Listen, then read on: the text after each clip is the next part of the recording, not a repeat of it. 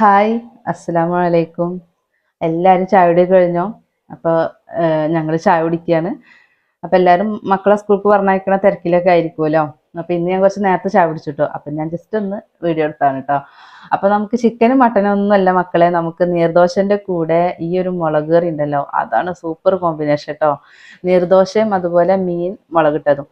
അത് തലേ ദിവസത്തെ മീൻ കറി ആയാൽ പിന്നെ പറയാൻ വേണ്ട, അടിപൊളിയായിരിക്കും കേട്ടോ. അപ്പോൾ ഇത് തലേ ദിവസത്തെ മീൻകറിയാണ് കേട്ടോ. തലേ ദിവസം രാത്രിയിൽ വെച്ചതാ.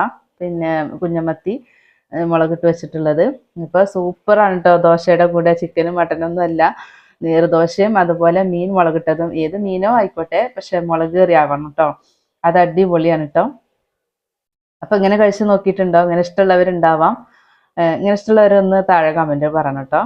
എന്താ നല്ല സൂപ്പറായിട്ടുള്ള ദോശയും അതുപോലെ മീൻകറിയും. Okay, thank you.